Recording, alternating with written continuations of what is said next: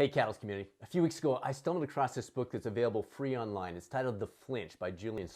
And yes, we'll provide a link to it if you want to pull it up. It's 38 pages. It takes about 25 minutes to read. But wow, powerful, powerful stuff. It's all about that microsecond between stimulus and response when we have a choice to either cower back, like maybe we usually do, or go in. And it'll move you, I tell you. So anyway, I reached out to the author, Julien, and he said, yeah, let's talk about it. So this is an interview that will hit the Catalyst Health, Wellness, and Performance Coaching podcast in a few weeks, but we want to get this out soon as possible to our subscribers here on the YouTube coaching channel. If you're not yet a subscriber, it's an easy way to say, hey, I like what you guys are doing. So enjoy the interview, and let's go be a catalyst. So your book, free book, you did it with Seth Godin. Before we jump into the book itself, because the Flinch, and we'll provide a link so people can pull this up. How did that come to be? And how in the world did you end up working with Seth on this thing? I think a lot of our listeners are fans of Seth. He does a great job, and love to hear that story and how that came to be. Yeah, my prior book was with Chris Brogan, who was a really well-known sort of social media. Both of us were very early on in social media, Twitter, Facebook, et cetera, got audiences that way. Yeah. 2006, 7. And so the second book was with, was him and I like working a little bit on it, and then it being really clear that it was my book. But as the work went on, I just finished the Camino de Santiago, which is like a well-known 800 kilometer, 500 mile pilgrimage route in Spain that some people do for religious reasons and others for non-religious reasons. Yeah. And so we did that, suffered our way through 500 miles of walking. And I was also doing parkour, and I was doing like a lot of different stuff during that period.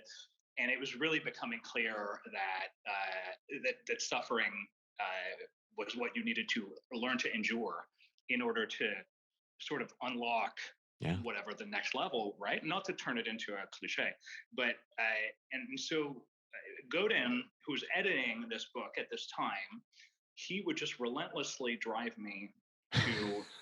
I'd actually really, I remember being in my backyard with my now fiance girlfriend at the time, and him saying in an email, he's like, "You will have one shot to make a book this visceral in your whole life. This will never happen to you again." And he goes, "Do you want this to be good enough, or do you want it to be the best thing you've ever done?" And I'm 31, maybe 30 at this time. It was 2011, right? Yeah, it's 2011. And I'm screaming, Helen is there. I'm not screaming at her, but she remembers it. I remember it. We're like, I don't know how to do that.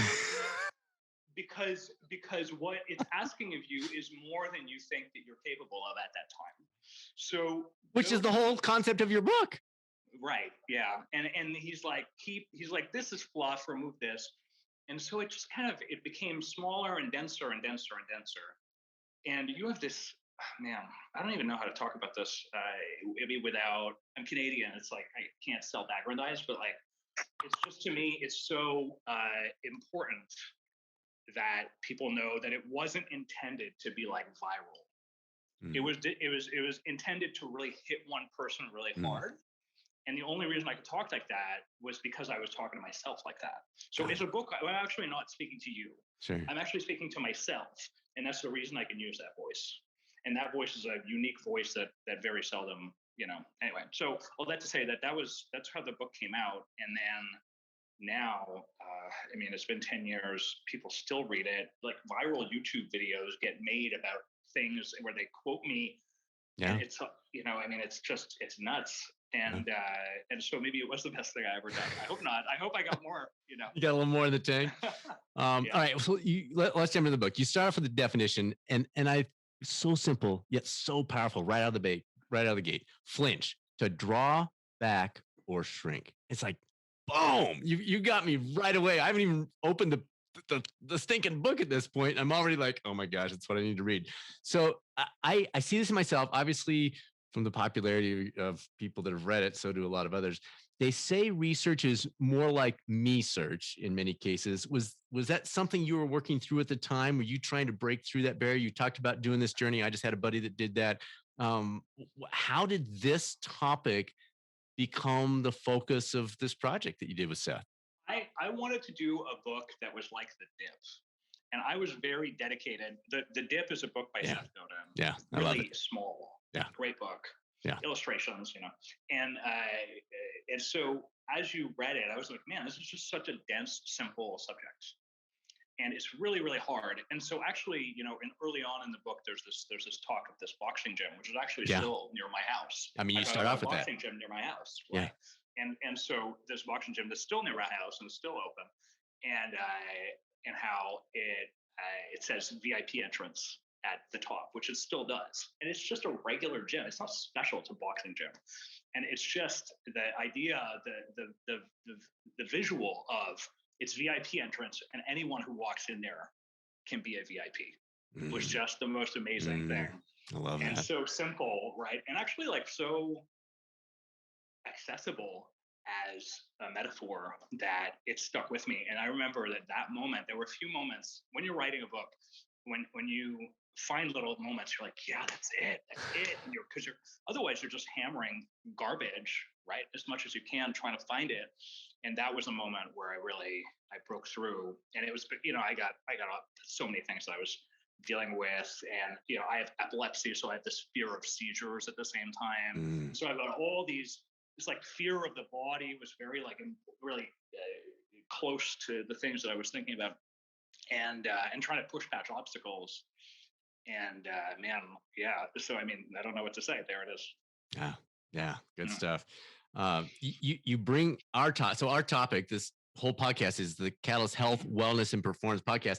You bring that into the mix immediately. You remind us that information doesn't equal application, as we like to say. You say it a little bit more eloquently, but and you say the flinch. That is the opponent. Like, that's the opponent. We're not fighting knowing, how do I lose weight? How do I exercise? How do I eat better? How do I have better relationships? How do I do my money better?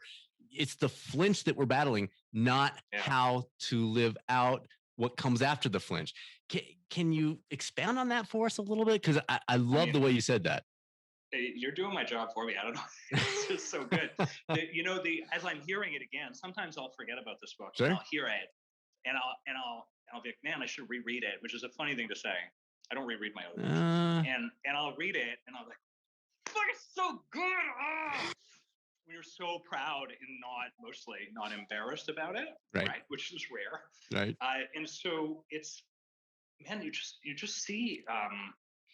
I think I was talking to one of the heads of security of the top 10 most at-risk individuals in the United States, a dude who I'd known through a connection, where like people who have stalkers, like maybe Britney Spears used to be in this category, maybe she is again, I don't know, those type of people.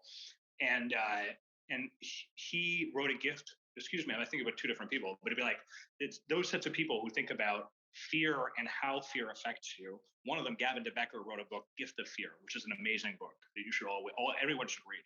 And then the other one, which is the person I'm talking about, the security dude, you would just see how it was very important to follow the body to a point, but then beyond that, to train the body. And so fear helps you and is a means of survival, but only to a point. Beyond that point, it becomes an obstacle. And so as you did it, and as you started to understand and get clarity, remember, this is so many rewritings and rereadings, and Seth kind of yelling at me through through emails, and me going, an opportunity to someone at the time was like kind of a mentor and an idol to not just me, but a lot of people. Sure. And being like, I'm not gonna disappoint this guy. And so suffering my way to the other side. All right, so let's get in the nuts and bolts here. How do we build? And I'm going to come back to this a couple of times, so you'll get a second chance if you're like, oh, I forgot to say this. What are some ways we can build flinch tolerance, if you will, into our lives? You talk about cold showers. Again, I'm going to come back for anything else that you forget later, but how do we do that? Like, on a practical level, we all realize we do it. Hopefully we'll realize it more after people listen to this, but what are those steps? Yeah, it's recognition, right? So recognition is the number one thing. The cold shower thing is such a silly exercise, but what it does is it points out a moment that you would typically ignore, a moment where you do have a choice, what they would call between stimulus and response, right? And that microsecond. Yes, exactly. A microsecond where you have a deliberate, where free will actually like can emerge, right? And you have a choice as to whether you make it emerge or not. So there's lots of different ways that you can do this. Meditation is a really common one where you will sit in. I sit in when I have sat in Zen meditation for the most part, and when I do that, what you do is you're listening for little moments where you are responding, sometimes without even realizing what you're responding with and why you're doing it, due to programming that you previously have had. And the idea is just to undo some of the programming, right, as much as possible. You're never gonna. That's why maybe why the book is kind of, I don't know. It would be an honor to be. It would be referred to as eternal, but certainly long lasting, is because the fight is actually never over. If you do work at some point, if you get lucky enough, maybe you're making enough money, or you have achieved the things, whatever they are, that you feel that you wanted. Beyond that, it's like, okay, well, what am I doing here? And all of sort of the easy stuff is done. Now only hard work remains. Only the hard work that only you can do, and that is really difficult to get to the other side of. You just have to see it again and again. One thing I will say recently, because I started a coaching software business about a year ago, because my father was an exec coach for 40 years, and so what I would notice recently with my co-founder is that actually we're very good from one person to another because we have worked together for 7 years, and it'd be like, and so there was an honesty there that didn't used to exist in those relationships, where he would say, I got to tell you, my reaction as soon as you said that in that meeting was to fight you on it. I realized that was an instinct, but that was what I originally wanted to do. But of course, I realized I couldn't do that. So that kind of mutual honesty, if you have two people doing it at once, is really helpful. And that's a dynamic that I only recently discovered. It's just an eternal, endless battle, and people get tired, and you can't fight all the time, So but you just have to, you have to recognize it. So let's come back to a couple things you said there. So the meditations, everyone and their brother's talking about meditation right now. So, but the way you described it's different than how I've heard people describe. And I'm not good at it. I've tried it a few times, and I will get back to it. But regardless, I think of it as this like silent time, trying to just clear the mind, let things. You talked about as reprogram, or at least within that, the reprogramming piece. Can you expand on that just a little bit? Yeah. So feel that out for me. And can I just tell you, like, you don't owe it to me or to yourself or anyone. Actually, a Zen priest told me this really long time ago. It gave me a lot of comfort. You don't have to meditate. Nobody has to do it. If you feel fine where you are, just be fine. It's only do it if you feel calling towards it or something. But the reason that it's interesting is it lets you look at, if you're a software person, kind of like a little bit that I am, you see that there are layers of code. Another way to think about it as a carpenter is you got a table. Underneath the table, what are the underlying elements that allow the table to be built? Keep going underneath the layers, deeper layers, until you realize in carpentry, it'll come down to the fundamental layers of physics. In code, it'll come down to the fundamental language of like what we call assembly, zeros and ones, right? And so the brain is like that. The brain has layers of programming that are actually mostly not even listened to, and you're just going about doing it. You're driving and you're feeling the thing that you always feel when you drive. You're in a mode, and that mode is a mostly program mode where almost everything is subconscious. So likewise, even when you're not driving, you have a set of things like that. Sure. And what meditation allows you to do with enough calm, and it's a lot of work, and it's not always fun work. It allows you to see those layers occurring, and they occur more slowly, and you notice that they happen. And so the flinch is one of those. And the reason that it is, and it's like that for everybody, is because it is biological. Is that fear is biological. And impossible to separate oneself from unless you're a fucking zombie. And so you can't always be fighting it, but at least to look at it and say, I know why I'm doing this. is like a really important place to be able to say, I recognize myself here, why I made that decision. I'm not proud of it, but I get why I reacted that way. Right. So are you bringing a topic into your meditation where you're thinking, okay, when I reacted that way, or I flinched, or that whatever, and now I'm going to meditate on that thing?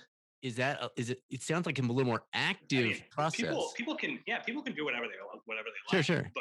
But even just the observation, a big part of meditation is about the recognition of the distinction, the separation between the observer and the thoughts. And so you've got the observer, it's an eye, and it's looking around. Actually, an initial thought about this book came in the idea of the eye as being a separate, I don't want to say entity, but a separate part of you that is there watching you feel the feelings. And so that is the way to think about it. It is not a second superpower. It is not something where you need to be a certain level or something. Anyone can recognize this. You recognize when you're angry and you're watching yourself. Sure. And you're like, it's really close to you, and it's a very powerful, tightening emotion. Yeah. Right.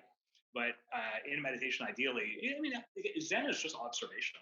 Ideally, it's really just, there's no like koans, or there's no like other special magical whatever things. It's just observation.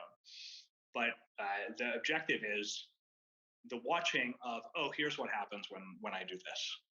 I see fear emerging here. I see greed emerging here. Right. And what it makes you into. So even though you're not in the midst of that at that moment, you're reflecting on, or a thought is provoking it. Got it. So you're like, oh man, I got to this meeting, and just that you're like the meeting. And so here's a set of feelings that emerge from the meeting, just because you thought about it. Right. And I mean, I don't know. I don't know if I'm making it sound opaque.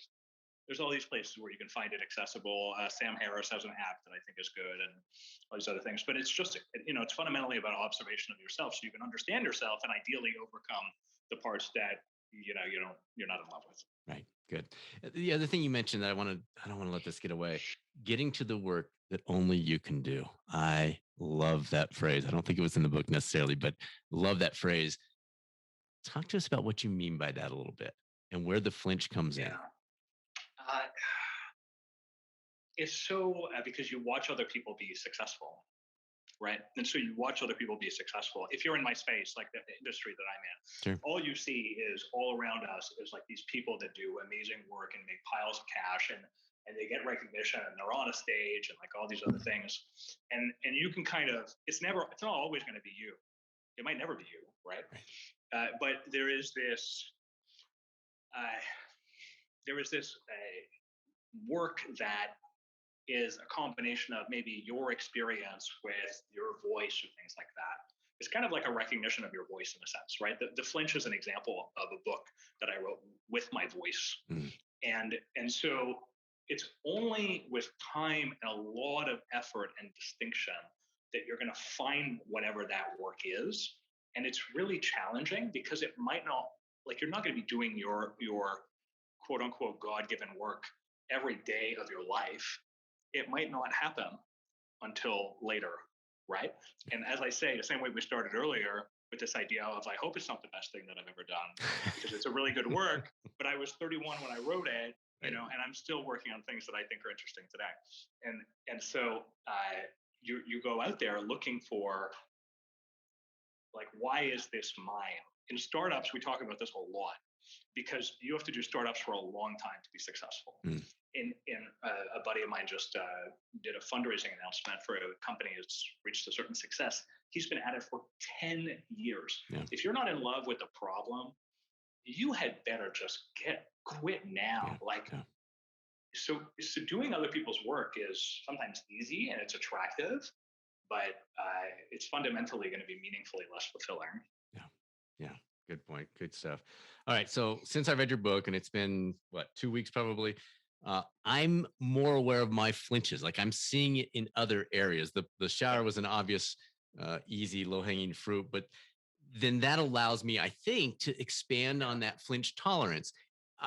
What else are you hearing from readers? Is that a common response when they read that? They're like, oh my gosh, I didn't realize I was flinching. Yeah. And people read it during times in their lives where they're like, not everyone, but they're like, I'm 18 and afraid of whatever, afraid of the world, right? One of recently, a dude on Twitter who has a very successful company now, was like, this book was super influential to me, and no. And so you just see, I mean, I don't know, man. Like people find people, and I think works find people. Like this book was really influential to me after I wrote The Flinch, but it's a book called Titan. It's 900 pages of John D. Rockefeller Sr., if you could believe it. It's a crazy book. And I read it, and it had such an impact on me when I read it 9-10 years ago that I bought a hard, like, serious version of it, even though I didn't need to, because I wanted to sit on my shelf because that has such an impact on me. So I feel like work finds people, and people find people for not necessarily for reasons, but that give allow a unique moment in time to occur. One of the things that I wish that I could do that I actually haven't done, if people are out there looking for this book now, like I get emails, I get mentions like, how do I get? How do I find this thing? We've never had copies of it. Right. And so a million, who knows? Like, it used to be the only free book on Kindle next to the Bible. To give you an idea, in 2012, and because that's a deal that Godin had done with someone at Amazon, and so that's one of the reasons a lot of people read it, other than the natural thing that you're talking about. And so, there's something about to be able to have work find people at a given time. I think maybe the physical object helps. I do things in my house, like I have a Daruma doll, which is a Japanese thing actually that I got while I was in a Zen temple in Japan around the same time. And it's this idea of a roly-poly doll that every time it falls down, it always comes back up. Usually in Japan, students have it, and they do it so in case they have a bad exam, they always remember to keep trying. And that's why that's the subject of these little roly-poly dolls, which are really well known. And so similarly, I think that there is a reaction, an opening, where when you read the book and you're like, fuck, I see myself doing this all the time. But to keep that open, you need some kind of practice. And meditation is a good practice for that. Having the book in a physical location might be a good practice for that. I just see myself doing it all the time. I was recently driving somewhere, and I thought about one of the exercises of the book, which is like, just give any random panhandler the largest coin the largest money that you have, and just do it, because you see the resistance, and because you have that resistance right there, that flinch. Just be like, I'm bigger than this initial reaction, and I have free will. In a book, in a way, this book is a almost like a recognition that you do have free will. You have a choice, no matter what it is. You can do something, even if it doesn't make sense, even if there's no real reason for it. Just do it because you have a choice to do it. Prove to yourself that you have a choice, right? And once you do that, once you do that, then it begets more. You're fighting gravity a little bit, and it creates that. All right. So gravity. as I was going through it, I thought it kind of comes down to wow, I came up with 3 R's. I didn't do that on purpose. The keys to application, 3-step process, and change this if it's not accurate, but I thought it was recognition of the flinch. Reflection, is the flinch there for good reason? Because sometimes it is, or is it just habitual? Mm-hmm. And then when it's valuable, reset the response to that said flinch. So would you agree? And what guidance would you give to maybe more effectively dial in that trio of recognition, reflection, and then reset? Recognition. This happens all the time. The reason it needs a name is because it's such a common reaction. And when you feel it, it's just a feeling. People have difficulty with a feeling, and they tend to ignore them. So naming it, calling it the flinch, calling it what it is, being like, oh, fuck, I didn't want to get on that call. I thought I was going to have a hard conversation. I didn't want to have that hard conversation. When you recognize it, then your ability, as you say, to reflect. When you're talking about reflection, one of the important contexts of the book is we're in the safest world that we've ever been, outside of the context of maybe a global pandemic. Sure. We're in the safest environment that we've ever been in our entire lives. Dying is hard. Don't jump in front of a train. But even if you did do that, please don't do that. But if you did do that, little disclaimer here, everybody. You would be saved somehow. I know. Why do I know this? Actually, I know it because I have seizures. I know it because I have fundamentally things that, I mean, this is crazy, right? Like, this should kill you. Sure. But it gives you an impression of just how safe you are and how difficult it is to really do permanent damage. That said, permanent damage can be done. Yeah. Don't have unprotected sex, whatever. Right. But for the most part, almost everything is safer than you imagine it is. Right. And that's super important. And then beyond that ability to reset and say, wait, hold on a second. What is happening? What am I feeling, and why, and where did it come from? And is it useful to me? Right. Exactly. It's a deliberate choice. All right. So flinch forward. Love that term. I'm going to read a brief section that literally just jumped off the page for me. Train yourself, and I want you to comment on it. Train yourself to flinch forward, and your world changes radically. Your response to challenges by pushing ahead instead of shrinking back, your world becomes a series of obstacles to overcome instead of attacks that you have to defend yourself from. You go on offense instead of defense. You can change the world instead of protecting yourself from it. Man, I don't know what Seth thought of that section, but you had to work a long time on that paragraph because there is so much in there. Yeah, thank you. I appreciate that. It's I could go back into the Google Docs to find the edits, and I probably should actually, to see what embarrassing things had been written before that. He's like, "What the fuck?" What are you doing? He would go in paragraph by paragraph, and we would just look for the densest possible. Another thing that we did is we thought about it as the entrance of a movie where something needed to be said verbally, and so I would read it out loud to myself in order to find out if it resonated to the ear. And if it didn't resonate to the ear, I would cut it, and I would find something that would resonate to the ear. And I think that's right. If you recognize it, even if it's a situation where it's neutral, hide, flinch back or flinch forward. If it's all the same to you, just flinch forward, because who cares? Right. Just to do it in order to see yourself be able to overcome the feeling and be able to overcome the obstacle, and perhaps even the illusory nature of the obstacle, right? You don't know that until you do it. Right. Good. All right, kind of bring it to a close here, but I don't want to miss anything. From your resume, I did a little homework before this. Doesn't seem you do a lot of flinching, my friend. Has this been a growth process for you over time, or is that just the Julien Smith path? Have you just that's kind of just who I am, Brad? While I was writing this, I then said I had a great idea for a business, which actually did turn out to be a pretty good business. And I had never raised money before, and I had actually never really run a company except out of my own basement that had internet things, right? I'd never had employees. I'd never fired anyone. And I was working with a coach at the same time, which of course I still do. I always have. And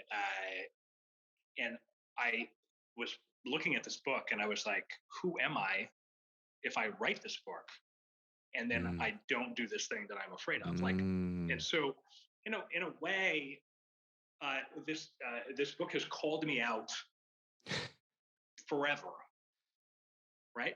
And so totally. Nobody wants to be a hypocrite. Totally, I love that. And I'm not saying that. And so this is. Can I just? This is not a natural thing, and it's not a natural way for people to be. The natural way for people to be is, right? Yeah, and so you have to train it, and you have to figure that out. But you have to do it from a place of safety and figure out what your safe place is. If you have no sense of safety, you will become a paranoid, tense wreck. Right. Trust me, I ran hypergrowth startups. I know what I'm talking about. And so without your sense of safety, whatever that is, I'm actually about to go on a coaching call where I talk to someone precisely about this issue that they're dealing with. You need a safe place to step away and to feel like you're not your company that's failing, or you're not this hard thing that you're dealing with. If you do not have that, you have to find it. Some sacred ritual, whatever, 5 minutes in the morning. A big one for me is I free write every morning. It is my sacred place where I will sit. I owe no one anything. It's mine. And then from that place, I can reset. I can begin my day. People need that safe place. And when they get that, then they become more powerful. And they have a choice to take back that power that they maybe that they were relinquishing before. So I think that that's a major thing. And if I can leave someone with that, get that sense of safety from somewhere. And then from there, you can recognize the real hard work that you need to do wherever you are in your life. Nice. How do people keep track of you? I know you're on Twitter, other places. If people are saying, "Oh man, I want to keep up with this guy," what's the best way for them to keep track of you? Yeah. So on Twitter or Clubhouse, you can follow me at Julien.